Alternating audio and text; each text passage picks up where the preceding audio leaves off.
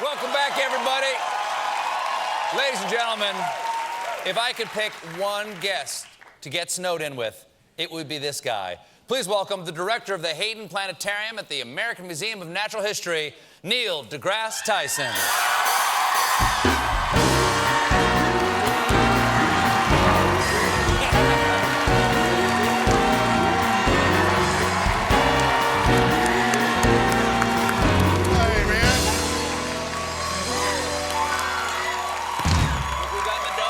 Beautiful. Can we get a shot of that, Jim? I love what you've done with the place. You got the moon over there, the planets. Oh, yeah, yeah. That's beautiful. Of course.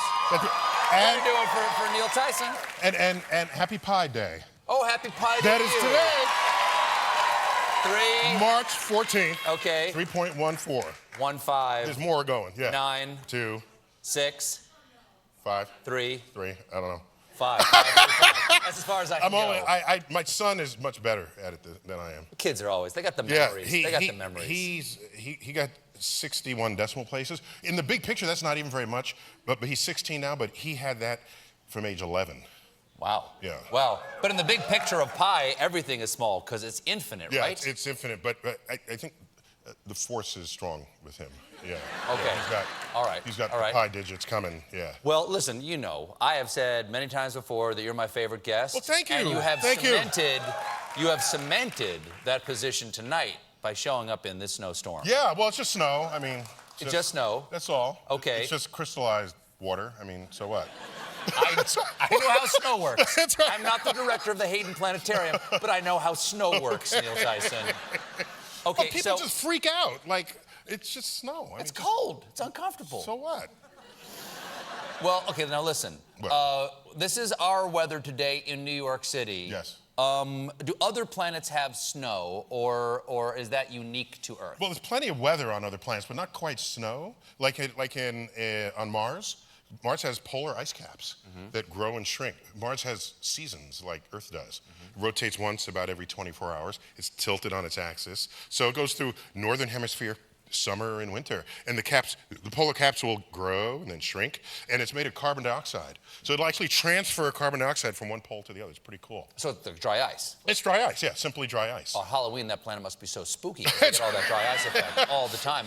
Yeah, you get that. And that's not the only place. So there's a moon of Saturn called Enceladus. Oh, it's one of my faves. Oh, yeah, that should be everyone's No, the photos are really fantastic. Yeah, so there's some heat down under, but it's not like volcanic heat. It doesn't have to be. You just need enough heat to make something want to evaporate. And so what you have is water there under surface. Liquid water? Liquid water that bursts forth, and you have geysers on Enceladus. But that's not the fun part. The fun part is the moment the water hits the low pressure atmosphere, it freezes instantly. So it's a geyser hurling ice chunks, basically. And not only that, it spews forth with enough speed to escape the moon, and it has made a ring around Saturn, which we call the E-ring. It feeds the ring system of Saturn. That's beautiful. Wow, that is beautiful. That is beautiful. Oh, yeah. That's almost, you made that almost sound sexy, Neil Tyson. Yeah, well, no, I'm just saying. Wait, also, and not to mention the big red spot on Jupiter, which is an anticyclone's been going for at least 300 years. The cyclone itself is bigger than Earth. So Earth weather is nothing compared to other planets. I'm just saying. All right. Yeah. Now, let's talk about other planets not in our system. People, including myself, got very excited. About a month ago, it was announced that there are 7 Earth-sized planets around a star named TRAPPIST-1, which is about 40 light years away. About 40, yeah. Okay, how excited should we be? Because there's 7 of these planets, 3 of which are in the Goldilocks zone, right? Not too hot, not too warm, just right for water. Yeah, liquid water, yeah. Not crystalline. Not crystalline water, exactly. So what was beautiful is we've known about exoplanets since 1995. The first one was discovered. And I'm trying to start a movement where anyone born since 1995, we shall deem Generation Exoplanet. Just because they've only known life at a time when we know of other planets. So Since then, we now have more than 3,000 in the catalog. So why should a few more matter? There's 7 orbiting 1 star. So it's like the biggest star system we found, and 3 are in its Goldilocks zone. And not that far away from us. Yeah, 40 light years. I mean, you're still not going there, but it's But close. that's in the neighborhood. It's in the hood, yes, definitely in the hood. And it's it's there. So there's a problem. These planets are orbiting very close to their host star. It's not a very hot star, so you get close. You can get really close. These stars are so close that they're very likely tidally locked. We have tidally locked our moon, so our moon only ever shows the same face to us. They are tidally locked by their host star. So they only show one face to the host star, which means that side will be too hot to live in, and the other side will be too cold. So if you're going to look for life there, we think life as we know it would have to be like along the edge. Like a little ring of a shadows? Little ring, and then you need like rotisserie homes, just so that you can average out the cold and the hot to be the temperature you need. Sure. Just get a home where you just set it and forget Just it. set all the time.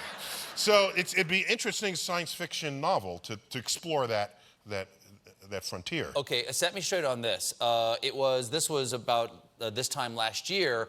It was announced that there was likely an exoplanet around Proxima Centauri. Now you're talking close. That's the closest star to us, right? How far away is that? We've all heard of Alpha Centauri. That's a star system with multiple stars. Have we all heard of that? Have we all heard about that? Alpha Centauri, of course. Of course. Sure. Right. Sure. So you've got, in that star system, the star that is closest among them to our sun is called Proxima. And that, we found, had a Earth-like planet orbiting in its habitable zone, in its Goldilocks zone, and we call it Proxima b. So now here's the thing, the fastest spaceships we've ever made, if you straddled them and we aimed you in that direction, it would still take you 70,000 years to get there. So the closest star system is far beyond anything our human physiology. No, I've heard about the idea of sending up like hundreds of thousands of small probes that are about the size of your thumb with huge light sails that get accelerated with lasers to get up about 1/3 of the speed of light, and they're there like in 20 years. Why aren't we doing it right now, Neil? Why aren't we doing it right now? Well, they're working on it right now. Who? So this is Yuri Milner, the Russian billionaire. Oh, yeah, sure. Yeah, who's also is one of that set of billionaires who like space and are putting their money where their mouth is. Yeah. So he wants to set up thousands of these, they're called nano satellites. They're this big, you're right, they're thumbnail size, attached to a huge sail. And you light up these gigawatt lasers here on Earth, and you beam them. You don't want planes flying through this, that would be bad. But from Earth's surface, you beam them up at these satellites, and then you can accelerate them to basically 20% the speed of light. They'll get there in 20 years. They would contain cameras and telemetry and other And these light sails also act as solar collectors to provide power to these little things to send us back information? Well, you were beaming it with 20 gigawatts. That's a lot of power. No, they'll have power. They'll be fine. Okay. They'll be fine. Well, so you get there close, and then it beams a signal back. That only takes 4 years, so it's a 25-year... I could be alive for information coming back from another star system. If you wear your seatbelt, yes. Okay. We'll be right back with more Neil deGrasse Tyson. Stick around.